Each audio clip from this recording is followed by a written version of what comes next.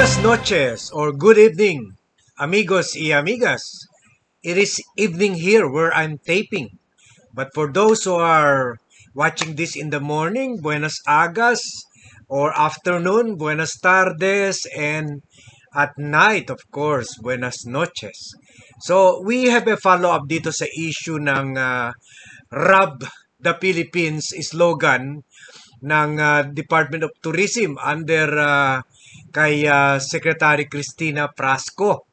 At ang latest po kahapon, of course, you know that, na-terminate na po yung kontrata, yung 49 million contract, pero dadagdagan pa sana yun ng 250 million. Pero at least, baka matutuloy pa rin yung budget, isasayang pa rin nila sa mga kapalpakan, mga kapalpak na programa nila, pero wala na yung DDB, Advertising and Marketing Communication Firm. Dahil po, tinanggal na sila at inalis na yung kontrata nila. Kaya lang, marami na talaga itong damage na ibigay sa atin, mas lalo na sa campaign natin sa abroad. Ngayon, pinagtatawanan tayo ng buong mundo na sinasabi pa naman natin, love the Philippines, and yet hindi naman natin magawa na makuha ng picture na original dito sa lugar natin at kailangan pa natin kumuha ng picture sa UAE, sa Indonesia, sa Malaysia, sa Thailand, at saka Switzerland. Imagine yan. Love the Philippines pero love Switzerland, love Malaysia, love Indonesia, yung ibang lugar ang mas love ng DDB. Pero alam nyo po, the issue should not end there dahil this is a big scandal po. Fiasco, international fiasco. I think the name Frasco will stick forever in the minds of people as fiasco. Dahil po this is malaking kahiyan po ito. This is a world embarrassment issue and dapat mag-resign na talaga si Secretary Frasco if she has any sense of delicadeza. Kasi ngayon, imbes mag-campaign tayo to bring here more tourists, now we have crisis management campaign na that yung para to bring back yung mga tourists na ayaw na pumunta rito dahil wala nang tiwala sa atin na naghihiram lang tayo, kumukuha lang tayo ng mga picture sa mga attraction sa ibang bansa at pinapalabas, yun ang attraction dito. Kahit nga yung nakita natin, yung attraction dyan sa rice terraces ng Bali, Indonesia, mas maliit pa naman sa rice terraces natin at tayo sa bundok talaga. So, this is a big embarrassment na mahirap talaga. It's really hard to recover from this and I think we will have to spend more just to contain the damage. So, hindi po ibig sabihin na natanggal na yung na-terminate na yung kontrata sa DDB Philippines at that's the end of story. Hindi po dapat mag-resign ang secretary. If not, she must be charged with appropriate charges kasi po at the end of the day, this is a graft and corruption issue. Kasi incompetence is graft and corruption po. So, on this score, let's listen to a lawyer at that and also a former Department of Tourism Secretary, si former Senator Richard Gordon, where he will explain yung liability ni Frasco at iba pang official ng Department of Tourism. Kasi po, kahit nagkamali yung DDB, sana sila po mismo, sana ni-review muna nila yun bago pinalabas sa publiko.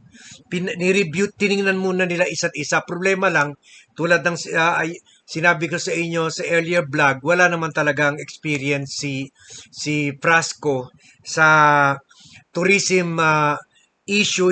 Lawyer rin siya, hindi siya nag-graduate as a hotel management or tourism major, and then wala rin ata siya na mga travel agency lang man. So pareho siya kay Gadon na walang track record in poverty alleviation, pero pinilit ilagay dyan kahit walang track record. So let's listen to somebody who has a track record, who knows the Department of Tourism and his law better than the present officials of the DOT. Oh, take it away, Mr. Senator, and thank you, Dateline Philippines, for this video. Well, going back to one of our top stories now, actually, everyone's talking about this. Let's get another perspective now on the Philippine tourism ad issue. We'll be speaking now with the country's former tourism chief and former Senator Richard Gordon. He's also the chairman and CEO of the Philippine Red Cross. Senator, good afternoon to you. Thank you for joining us today. Nice to see you again, and welcome to the program. Good afternoon, Camila, and good afternoon to all your listeners and viewers. All right, so lots to talk about today. I want to begin with the statements released by both the DOT and the DDB. Both of them releasing, both agencies releasing the statements. But what do you think? Is this enough? Do the Filipino people deserve more than just these statements? Obviously, the Filipino people will always deserve more from all our public servants. I don't know what they released. What I heard is that the advertising agency disclaimed that they were paid. But nonetheless, there is severe negligence on the part of the advertising agency here at the very least in not checking their format that they were copying advertently or inadvertently some destinations or sites from other countries, and especially when the ad campaign says "Love the Philippines," and some other people are saying, "How can we love the Philippines if we're not showing the truth?" No?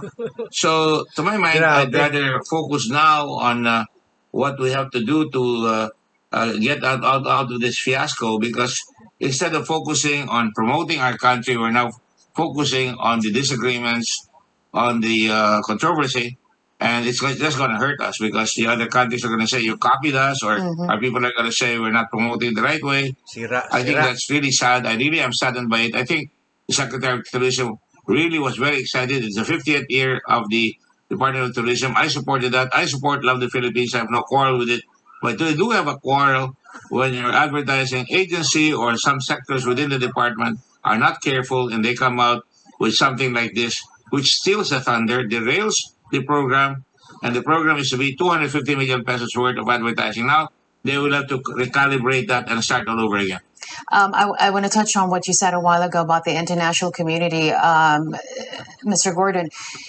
People are talking about it, even outside our country. The problem is they're talking about how this whole mess has left the country red-faced because of the use of footage from other countries. Definitely. I mean, at the very least, they're laughing at us or they're mocking us in our country. I must remind our public officials that when you do damage to the government, you are liable under the Anti-Graft and Corrupt Practices Act, even if the person or agency did not profit from it, or profited from it, or did not profit from it, they're still liable. Napakinggan niyo po yan, ha? Sa Anti-Graft and Corruption Law, kahit hindi ka kumita, pero pumalpak ka, kahit hindi ka binayaran, hindi mo pa binayaran yung ad agency. Pero kung pumalpak ka, binigyan mo ng kahiyan sa kakulangan mo sa trabaho na hindi mo chinek mabuti. Yung video, pinanood mo lang pagkatapos ikinalat mo na, hindi mo check, pinare-check sa mga tauhan mo, liable ka po rin sa graft and corruption because that is negligence, that is incompetence, and still, kahit hindi ka kumita ng kahit 5 dyan, liable ka pa rin for violation of the Anti-Graft and Corrupt Practices Act. Klaro po yan, sinabi ni Senator Gordon and former DOT Secretary. I-repeat natin yun. Country, I must remind our public officials that when you do damage to the government, you are liable under the Anti-Graft and Corrupt Practices Act, even if the person or agency did not profit from it, or profited from it, or did not profit from it, they're still liable.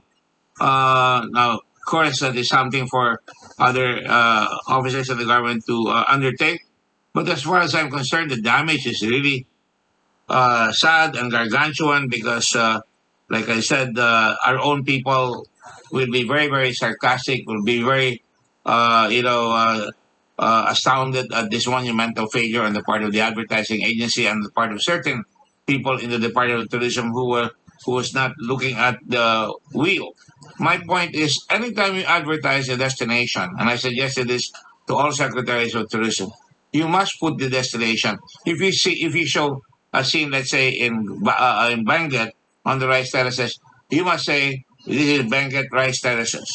When you show a beach, you must say the beach, because otherwise, when you put it in just like that, you get a stock picture, and you don't know that you're getting a stock picture from another country, and that is a no-no, and that is a big fiasco. Now, you talk about this monumental failure. Both agencies, the DDB and the DOT, saying investigations are underway. They're going to look into this very closely. Exact accountability from those responsible for this. But where do you think they should start looking for answers here, Senator? Well, first of all, they should return the money to the DOT. If anything has been paid, they should return the money, or at the very least, correct the damage already done. Carmina, this is not the first time. I don't want to.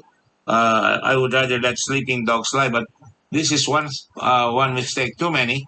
And sometimes the Department of Tourism Secretary, like me, I was Secretary of Tourism, I could not make that mistake because I was the one who made Wow Philippines. I did not hire any advertising agency. But when you hire or retain the services of an advertising agency, you must be careful. For an example, in the last It's More Fun in the Philippines, there was already a faux pas, a gigantic faux pas. I'm glad that nobody made a squawk about it. But that was copied. If you Google it, you will find out that It's More Fun in Switzerland was done by the Swiss in 1951. And then it was adopted here. It's More Fun in the Philippines, and we paid for it. All right? So that means we're plagiarizing. At the same time, here again, we're plagiarizing to a certain extent a destination. You show a picture that does not belong to us. It shows, wala na ba kayong may pakita na maganda dyan, na sarili nyo, ba't kayo mangongopya pa? Or Ayan, okay. So, that's it guys. Nakuha talaga ni Senator Gordon and former Tourism Secretary yung punto dito, which is this is again an issue of graft and corruption. So again, we reiterate our call na dapat mag-resign na talaga si Frasco. If not, then appropriate charges should be filed against her and other people, other officials ng Department of Tourism na nakagawa ng ganitong klaseng kapalpakan. Yan kasi ang problema kung hindi ka maglalagay ng eksperto sa isang ahensya ng gobyerno tulad yung nangyari noon sa Wow Philippines.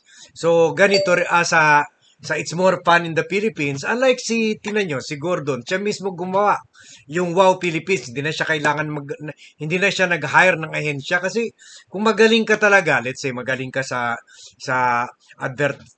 sa advertising industry or galing ka sa tourism industry, ikaw mismo gagawa ng inisyatibo. Hindi pareho ito. Lawyer si Frasco, dating mayor, hindi alam tungkol sa mga advertising, hindi alam gaano tungkol sa mga marketing at tourism. So kung ano lang binibigay sa kanya, sige, go, release to the media. So again, dito, like the Gadon issue, nasasayang yung pera natin. Sayang, 250 million plus 49 million down the drain at imbes nakatulong sa atin, nakasira pa sa industriya o sa tourism campaign natin. So, talaga, tulad ng sinabi ni Senator Gordon, heads should roll. Heads should roll. Dapat talaga, people should be made accountable for answerable dito. At kung hindi gagawin ng gobyerno, dapat imbestigahan ito ng Senado at Kongreso. Tulad yung nangyari noon kay Wanda Teo doon sa Duterte administration. So, thank you very much guys for watching, and then please share this to friends and relatives so that they will know how our funds are being wasted and how this government is really failing in so many things in 1 year in office pa lang. So what more in the next coming in the next 5 years. So again, please don't forget to tell your friends to subscribe to the Vlogcaster Armandin YouTube channel. Thank you for watching and see you in my next vlog.